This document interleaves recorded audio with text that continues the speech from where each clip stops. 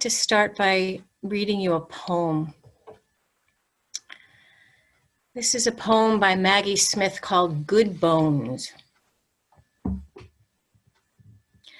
Life is short, though I keep this from my children.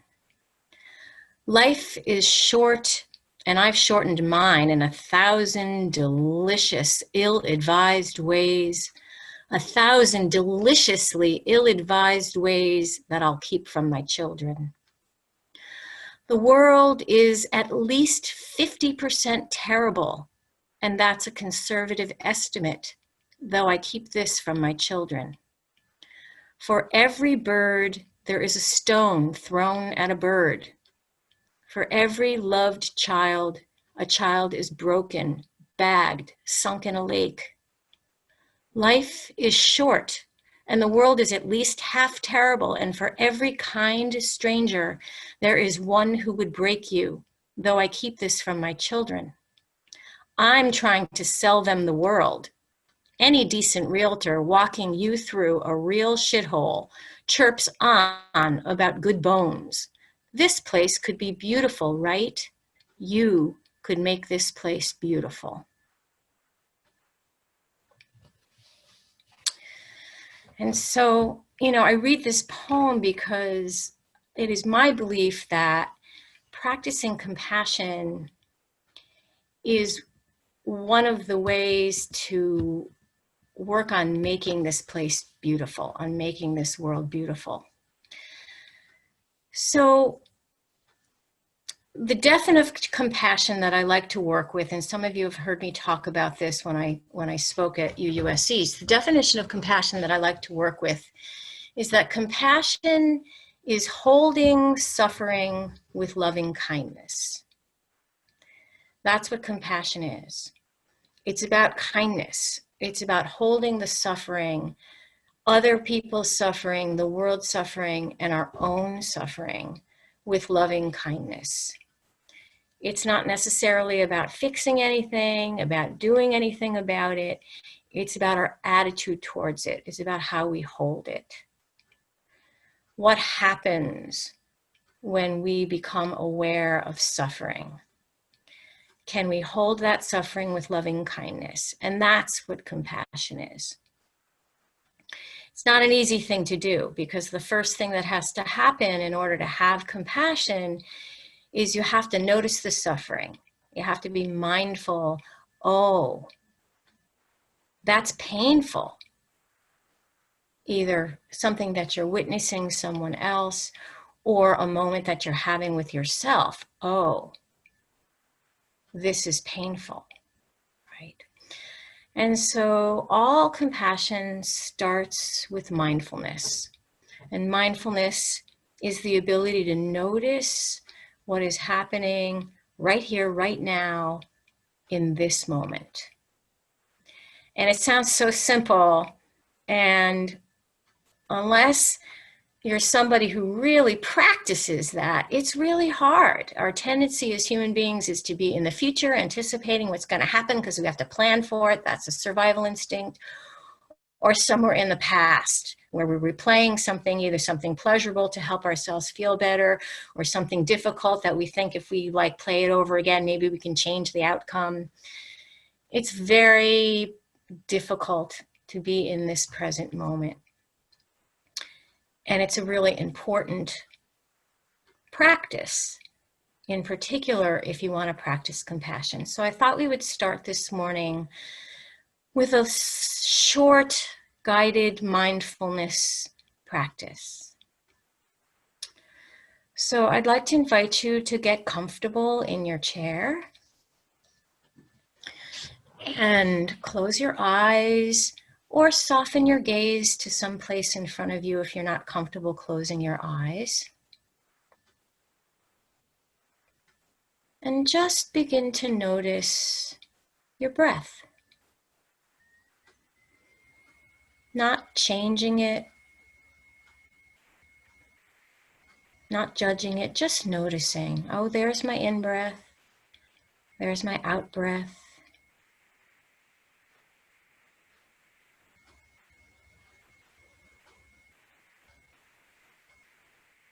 Perhaps noticing how it feels. Do you feel it going in and out your nose?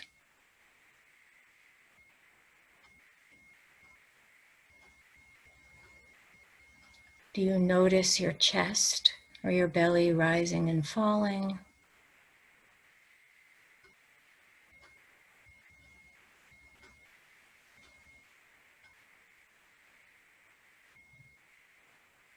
And then noticing your feet on the floor,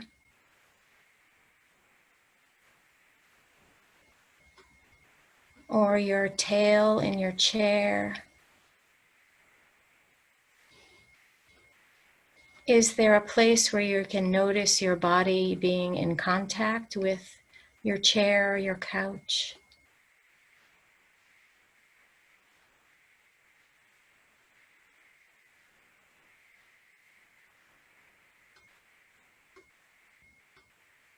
And back to your breath. There's my in-breath. There's my out-breath.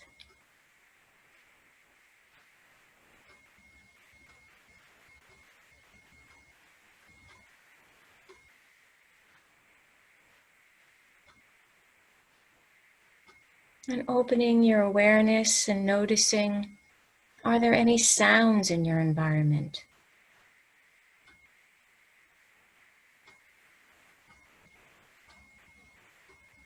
A clock ticking, traffic, or birds outside your window.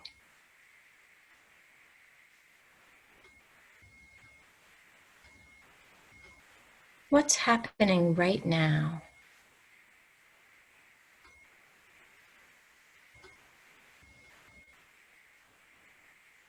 Are there any smells? Perhaps the smell of coffee or leftover toast from this morning.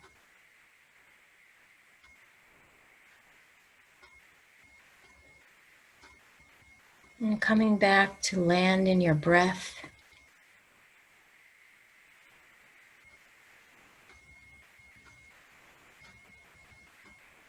There's my in-breath, just as it is. There's my out-breath, just as it is.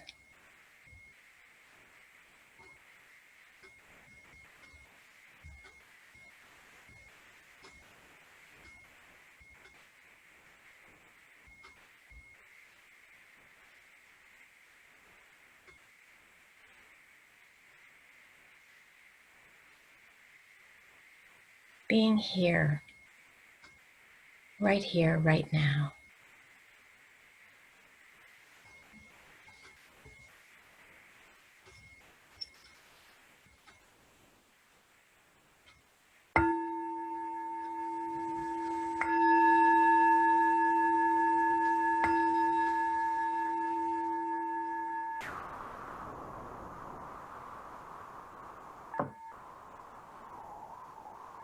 When you're ready, just coming back, opening your eyes.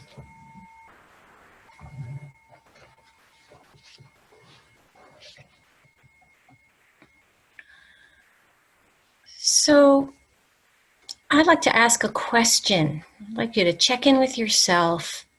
And when you think about having compassion, noticing suffering, and being able to hold it with kindness, a kind thought, a kind feeling, a kind action, is that something that's easier for you to do for other people or easier to do for yourself?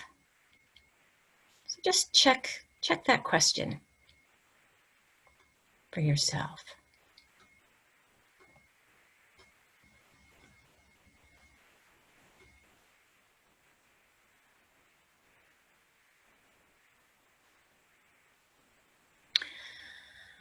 So you could, the people who I can see who have their video on, let me see a show of hands. How many people find it easier to have compassion for other people?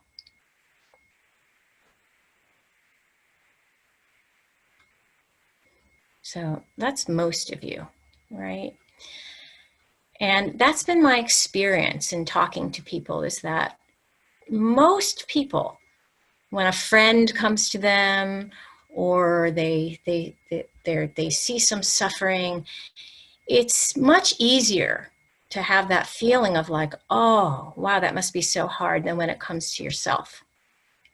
And so I'd like to spend some time this morning with self-compassion practices, because I'm somebody who really believes that in order to be able to keep an openness to suffering in general, in particular other people's suffering, it is much harder to do that if you cannot have ongoing, regular compassion for yourself.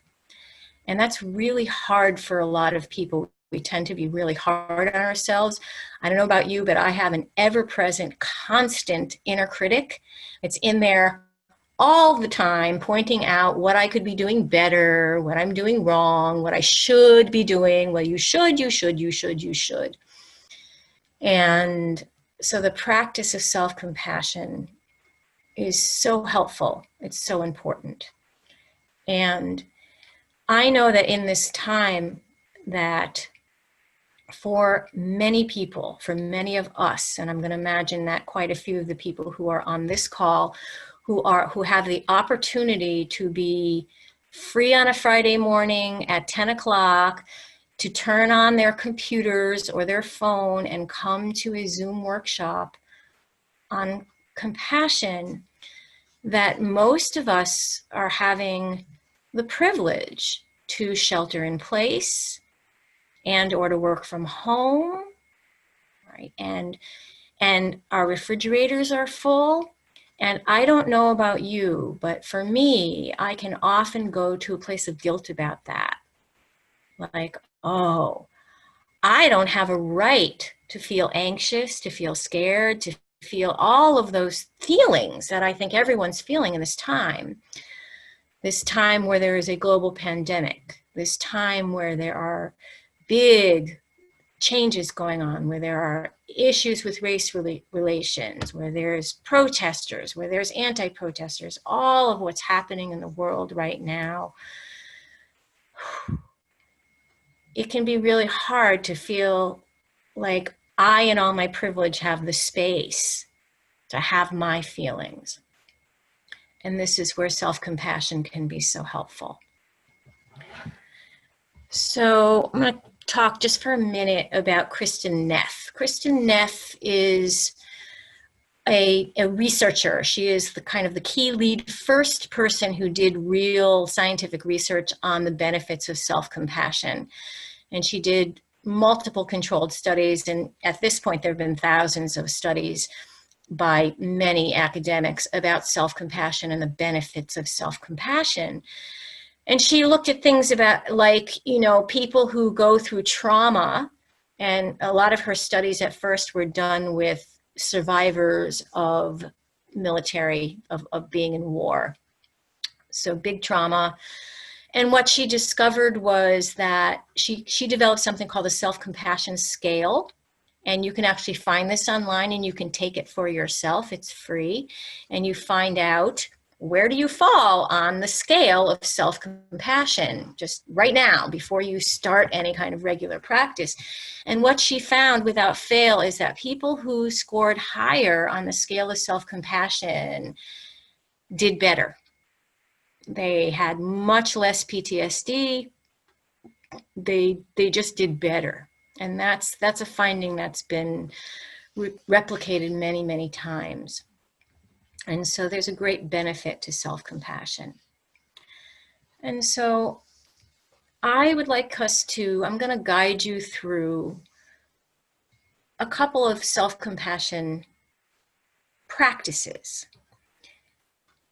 So the one of the places that I like to start is with, this is a very, very simple and very quick, and it's kind of something that you can use in the practices that are going to follow.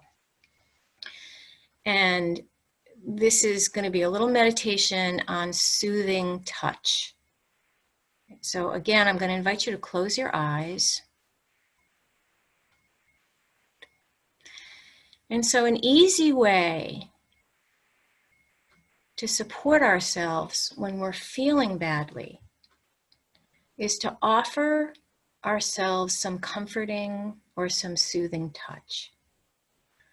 Just as if we wanted to soothe someone else, we often will reach out. You might rub someone's back or hold their hand. So I'm going to invite you to take 2 or 3 really deep, satisfying breaths. And then, if it's comfortable for you, just place your hand over your heart. And just simply feel the gentle pressure and the warmth of your hands. You can feel the natural rising and falling of your chest as you breathe in and breathe out.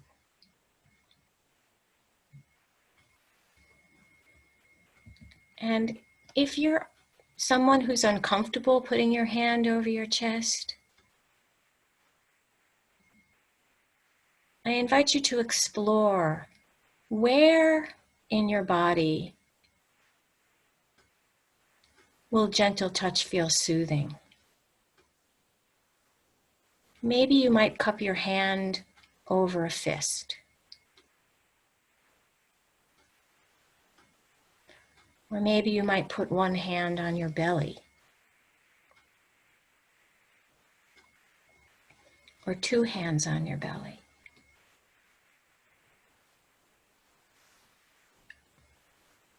You could try a hand on your cheek. See what that feels like. To cradle your chin and your cheek in your hand.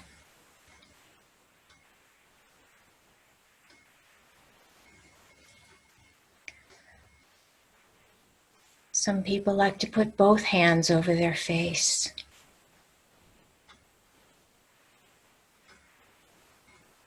Or cross your arms, holding yourself in a gentle hug.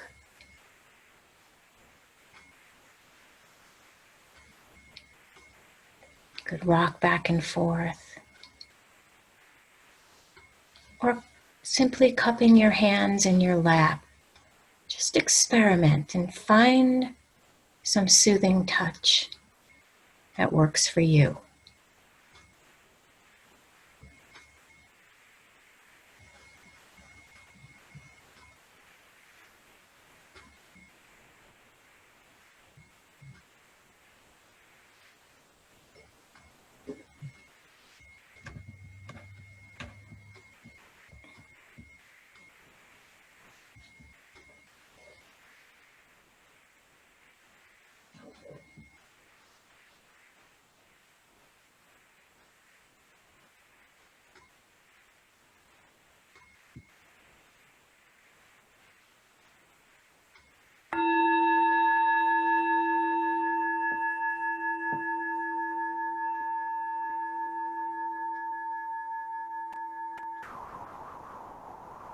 Finding a way to bring that to a close.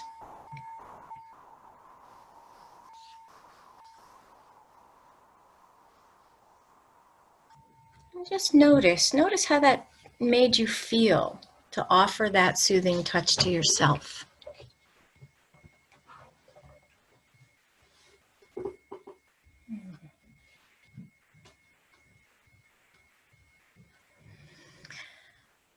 So Kristen Neff, she breaks down the practice of compassion. And she's specifically talking about self-compassion. But I think this is true for compassion in general. She breaks it down into 3 parts. And so the first part, if the goal is to hold suffering with loving kindness, the first part, as I mentioned, is to be mindful of the suffering. That's the noticing part. Oh, there's pain here. There's suffering here. The second element of compassion, which is incredibly important, is the element of common humanity. That's the recognition that it's human to suffer. Life is full of suffering. And the pain that I am noticing, whether it's someone else's or my own, is shared. There is common humanity here. It's shared.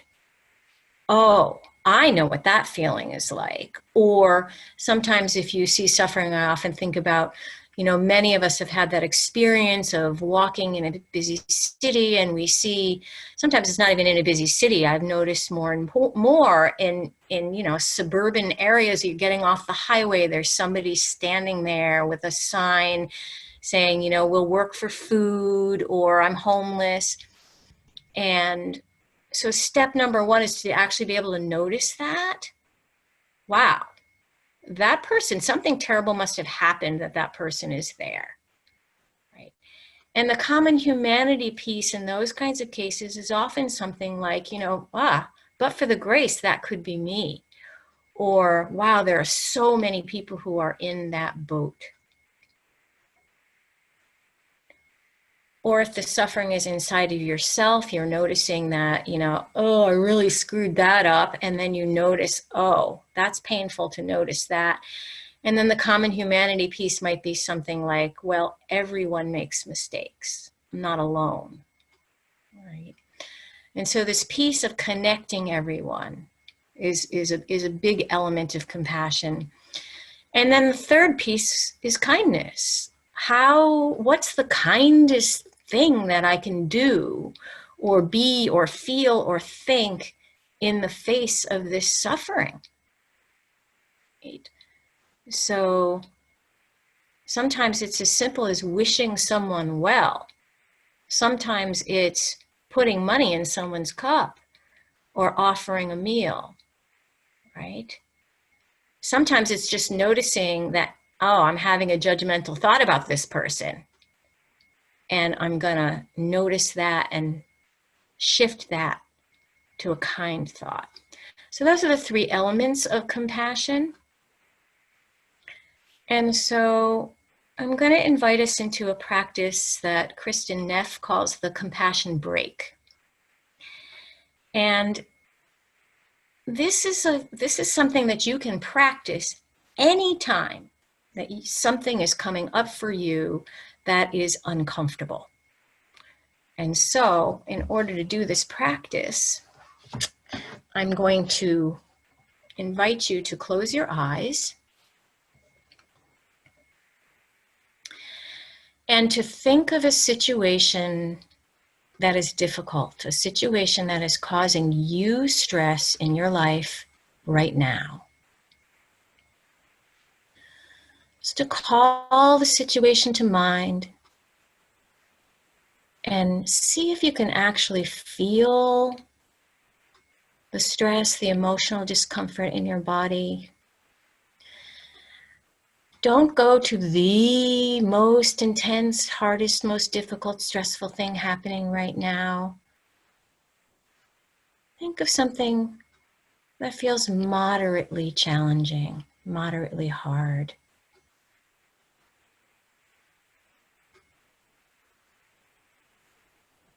Maybe a health issue,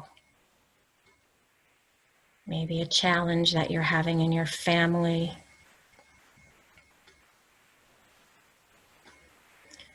See if you can land on one thing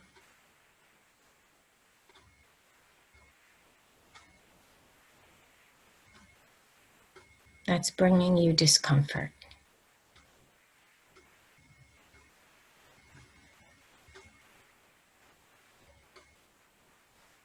And now say to yourself, this is a moment of suffering. That's mindfulness. Find language that works for you. It might be something like, ouch. This hurts.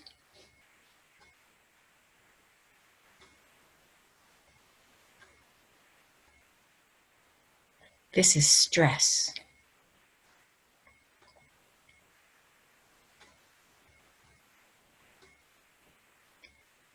This is a moment of suffering.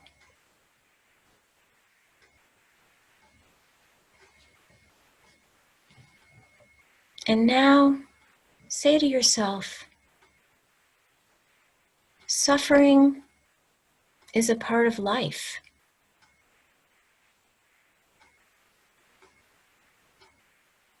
This is the common humanity piece. Suffering is a part of life. And again, find language that works for you.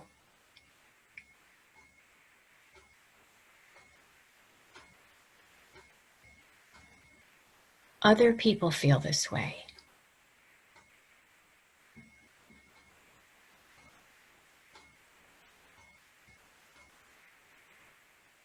I'm not alone. We all struggle in our lives.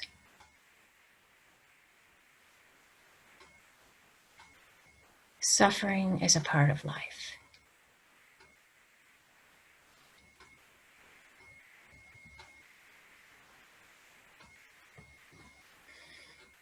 And now, if it feels comfortable to you, put your hands over your heart or whatever piece of soothing touch that you found was helpful.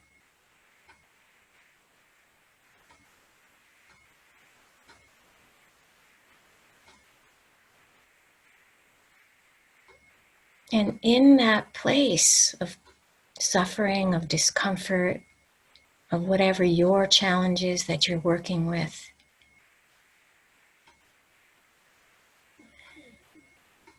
be kind to yourself. Say something like, may I be kind to myself.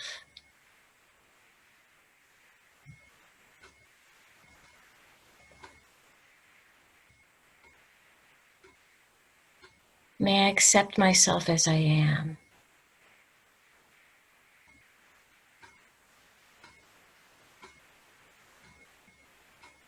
I'm good.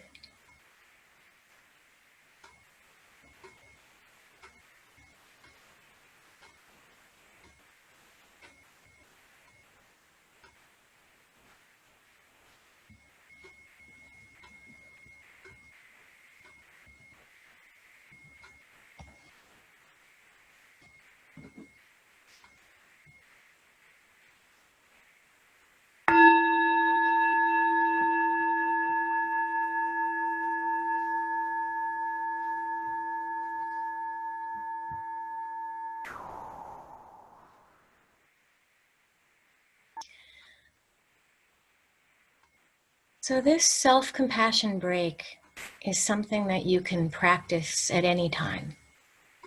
You can make it a daily practice where you sit down and you kind of call up and you get in touch with something that you're feeling anxious about, or you can do it in the moment. Something comes up, you notice, and you can just quickly say, this is a moment of suffering. And then remember, life is full of suffering, I'm not alone. And then say something kind to yourself. What can I do in this moment or say in this moment to hold my struggle with kindness? Right? Yeah.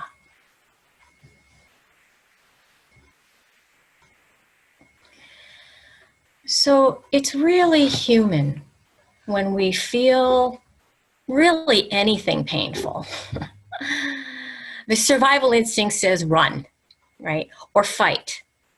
So we often very quickly convert those feelings to anger or avoidance. And, most of us have a long list of things that we engage in to try to not stay present with all of those really hard feelings that come up in the face of suffering, other people's suffering or our own.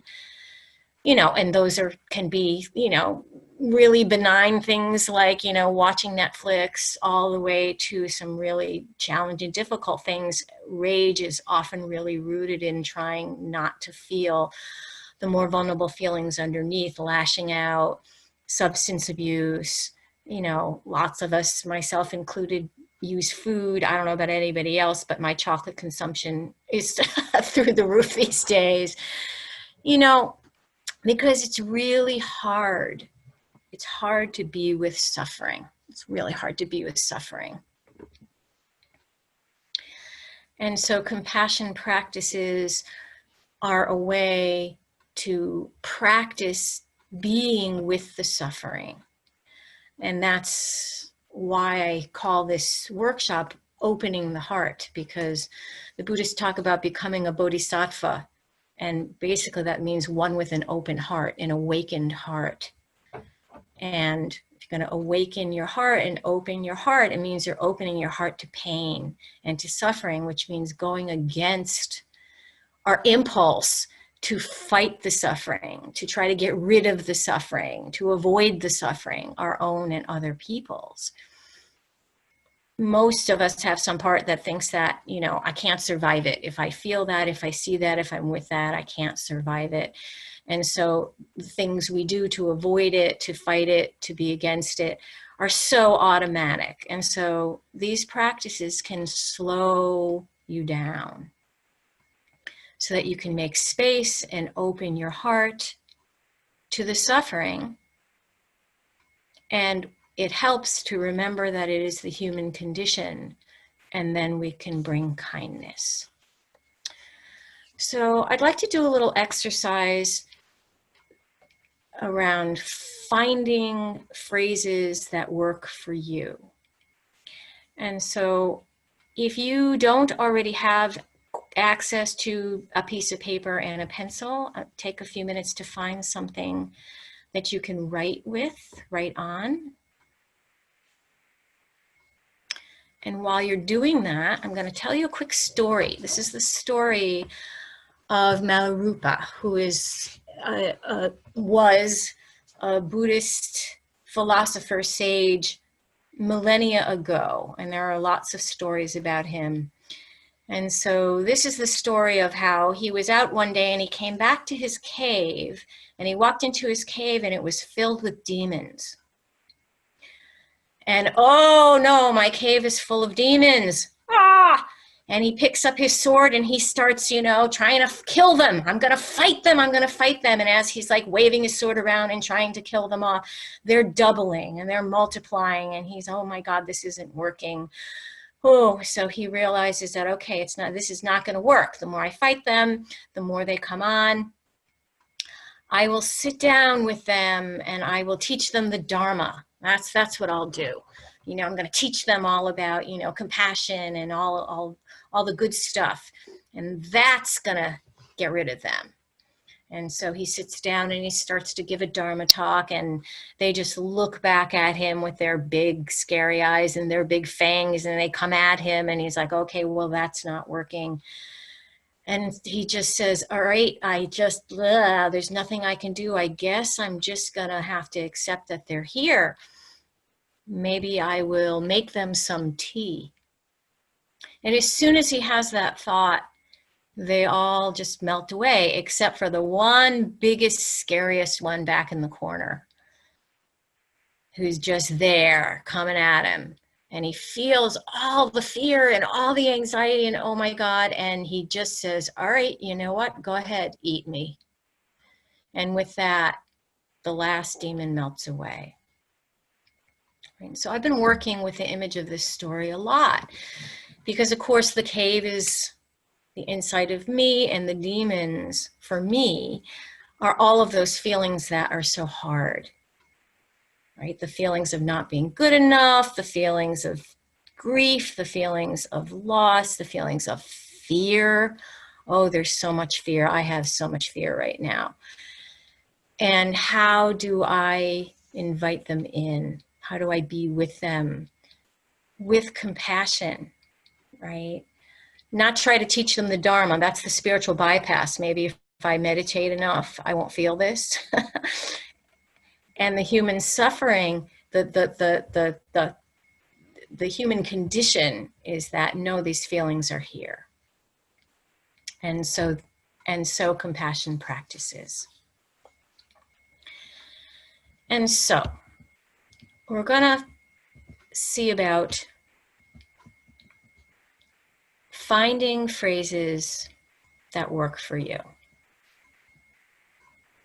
So again, I'm going to invite you to close your eyes.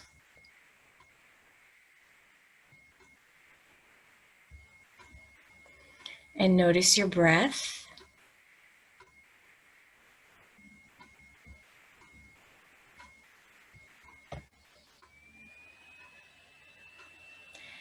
And then ask yourself this question. What do I really need? In any given day, in my life, overall, what feels really necessary to me to feel okay? Right? You might think, I really need love, or I really need to be happy.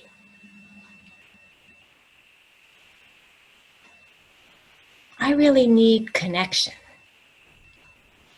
or I really need good sleep. I really need peace. What is it at the end of the day? What are the things that feel like you really need them? Just let yourself explore that internally for a moment.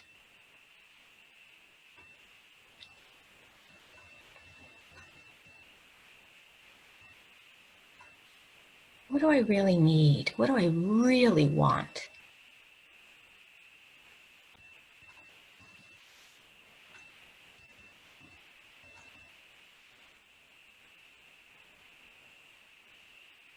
And when you're ready, you can take a few moments and just jot those things down.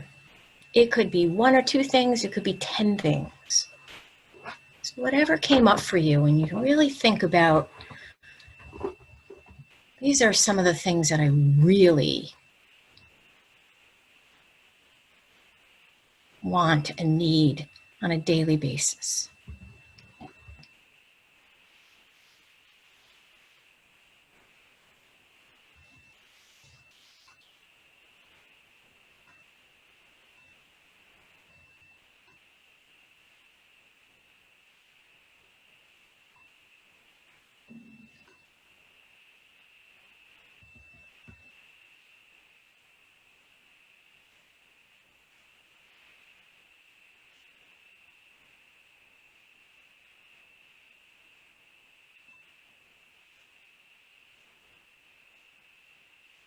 Once you've done that, and you're ready, I'm going to invite you to close your eyes again.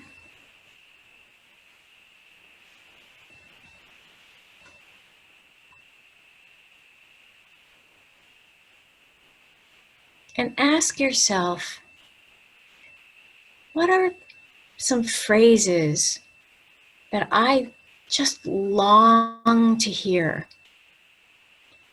What are the things that, like, if I could hear whispered in my ear by a beloved before falling asleep every night, what is it that I'm longing to hear?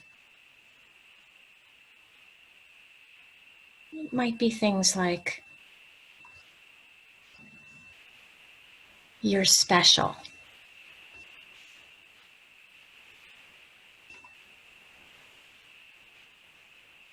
I'll protect you.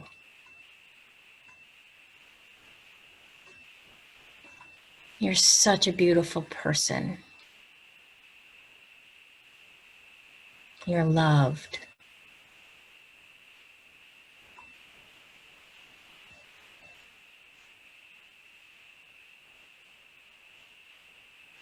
Thank you for all that you do.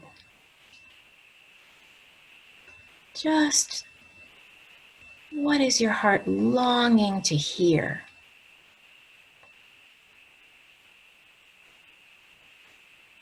as a truth about the world or about you?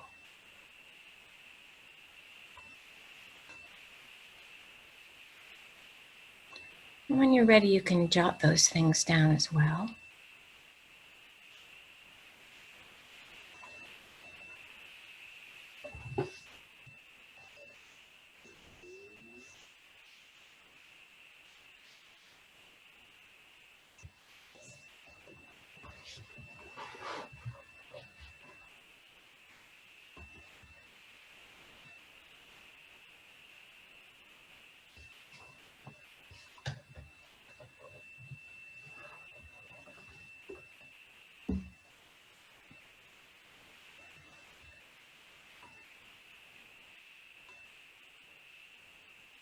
And now I'm going to ask you to choose 1, 2, or at most 3 things and put them into a format that you can say to yourself. It might be something, so like if one of your needs was for loved, you might write something like, may I feel loved, right? Or may I feel special.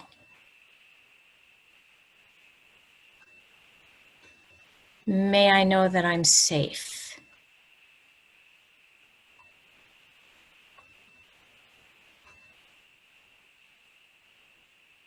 May I know that I'm protected. So pick 1 or 2, or at the most 3 of the most salient things for you.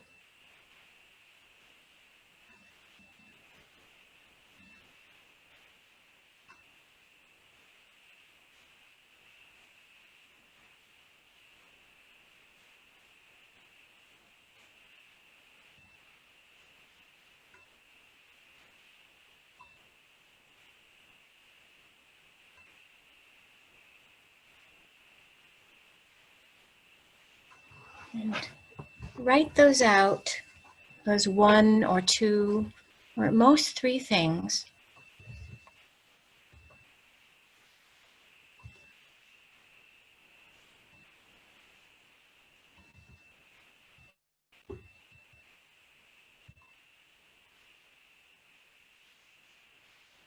And this becomes the phrases that you can use for a compassion meditation.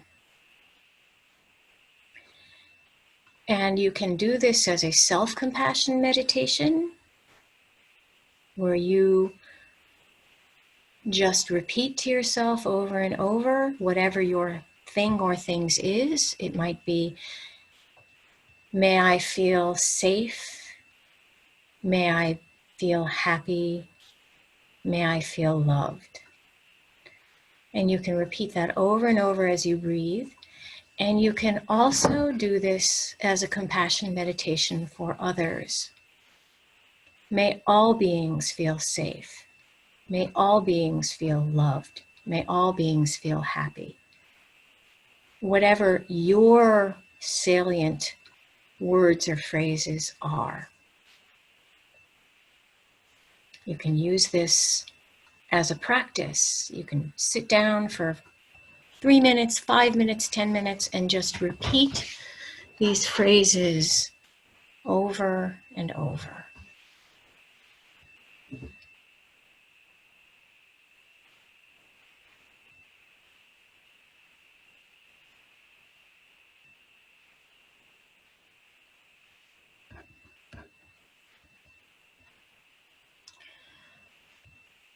So the last compassion practice that I'd like to share with you is a practice that was created by a woman named Tara Brach, who is a psychotherapist and a meditation teacher, and she has a long time meditation practice. She's a public speaker. You can find her and her website also. Just Google Tara Brach. And she came up with this process, which I think is a really, really helpful process. And she calls it RAIN. And you might want to jot this down so that you can remember it. It's RAIN, and it's an acronym. Okay, and so RAIN, R stands for recognize. Recognize what's going on. A stands for allow. That's just to allow it to be there. I stands for investigate. Investigate with interest and care. And N stands for nurture. Nurture with self-compassion.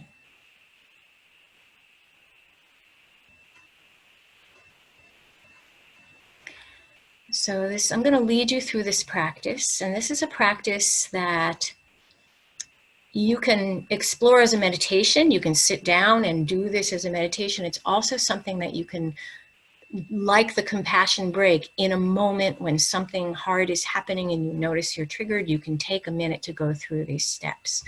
But I'm going to lead you through this as a meditation. So again, I'm going to invite you to close your eyes, get comfortable, whatever that is for you, in your chair that you're in right now. If you want to lie down, as long as you're not tired and you'll fall asleep, just be comfortable and close your eyes.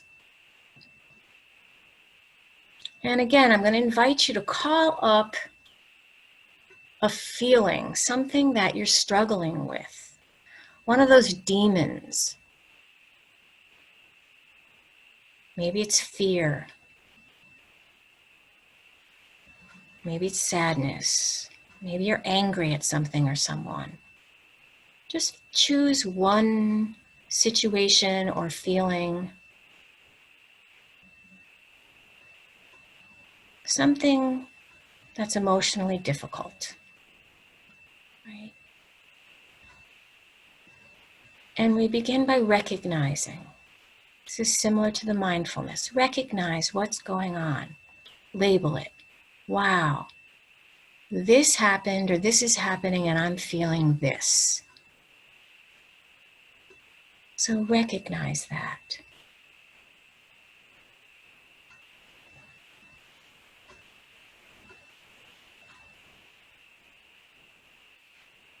And then allow that experience, that feeling to just be there.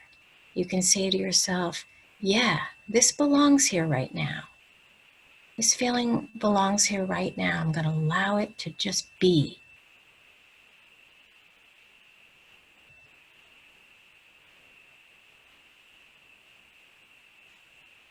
Yeah, just allowing.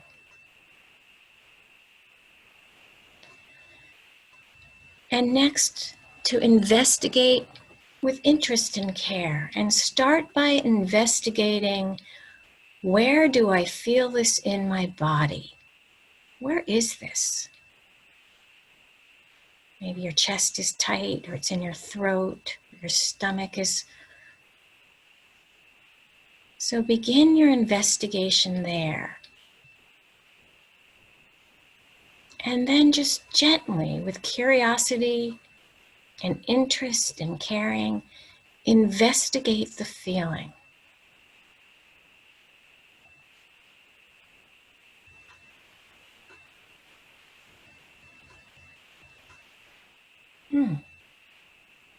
Where did this come from? How am I experiencing this? Notice if your mind wants to start to problem solve, and just see if you can go back to allowing the experience to be there and investigating with interest and care.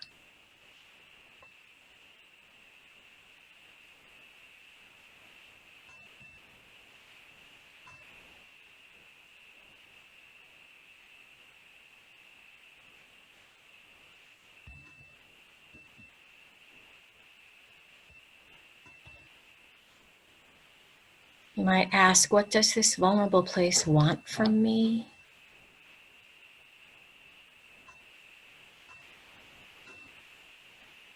Coming back to the felt sense in your body. Where is it in my body? What's going on in my body?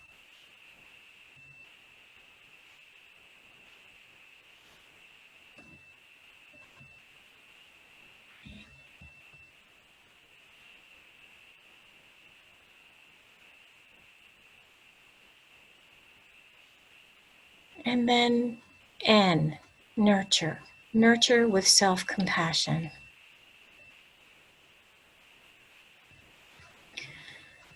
So perhaps putting your hand on your heart or one of those self-soothing touches that you found worked for you.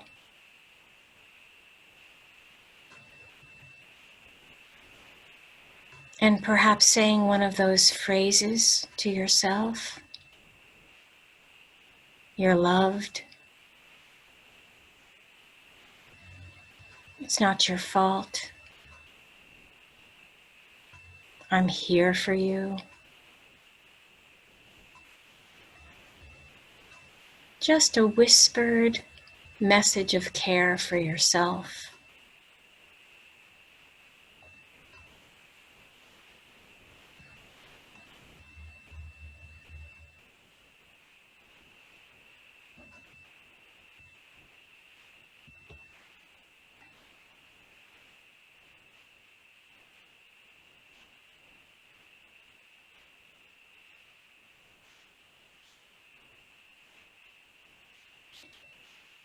Sometimes it helps to bring to mind a loving being, a spiritual figure, a friend, or a pet. And just imagine that being's love and wisdom flowing into you and holding you in whatever that place of pain is.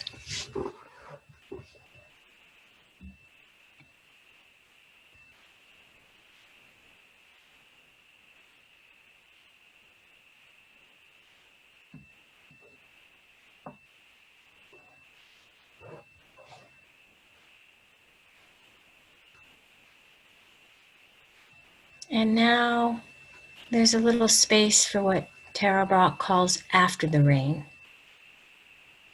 This is just to take a minute to notice the quality of your own presence.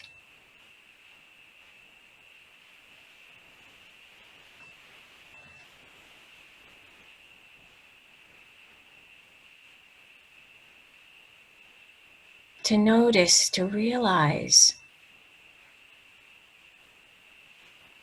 that you don't have to be imprisoned in or identified with any kind of limiting view of yourself.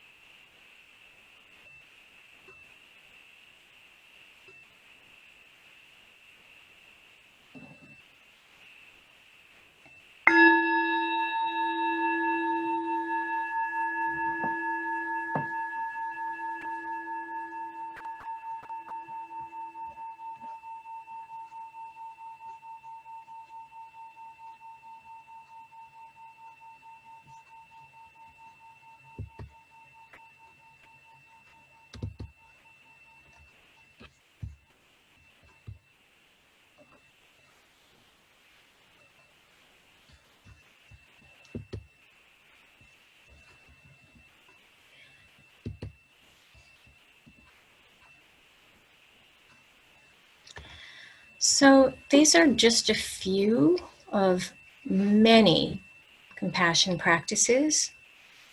And I focused on self-compassion today. And as I said, it's because I really believe that it is from a place of self-compassion that we can go forth and hold the incredible suffering of the world and of other people with kindness. Is from that place where we have a well of compassion for ourselves. Because to notice someone's suffering and to be present with someone else's suffering is really painful. And there are many practices for sending compassion out to others and sending compassion out to the world.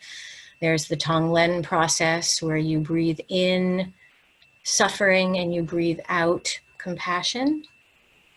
And the list could go on. We could have a 3-hour workshop, but this is a 1-hour workshop. And so I've given you some things that I hope will be useful for you, and I hope that you will practice. I really encourage you to take a little time every day and do the compassion break or the rain practice, or the practice of using your own phrases.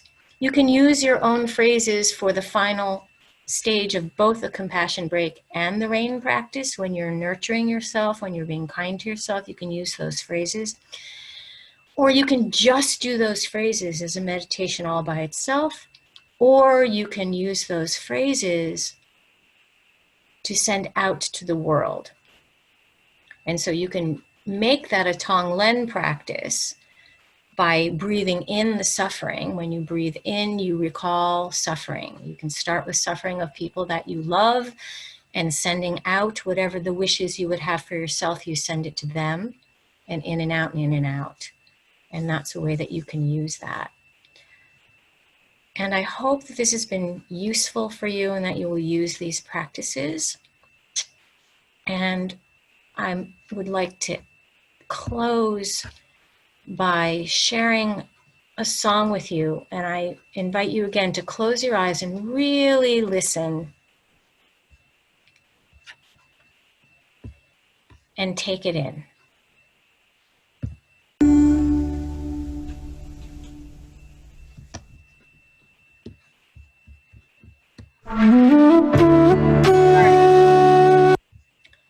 My apologies. Here we go. I've decided to be happy. I've decided to be glad. I've decided to be grateful for all I ever had. I've decided to let go of all this pain tonight. I've decided to let go of all these demons inside. I know I am blessed. I know all I ever wanted was this. I know I don't need more. I've got what I came for.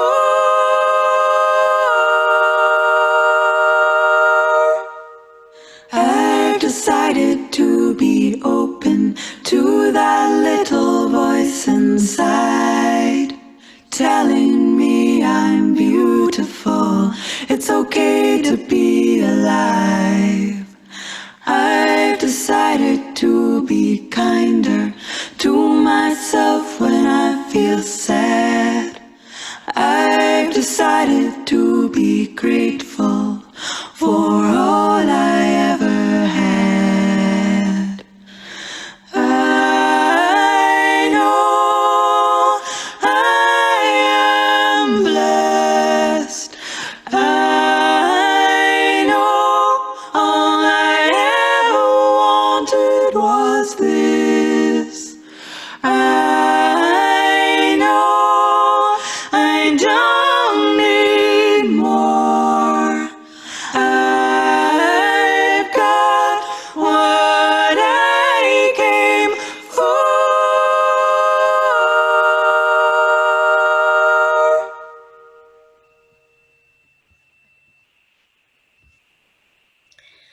So thank you for joining me. I want to honor the time. And so we're going to officially end now. But I'm also going to invite those who would like to share to unmute yourself and stay on, and give you some opportunity to ask questions or to share how that was.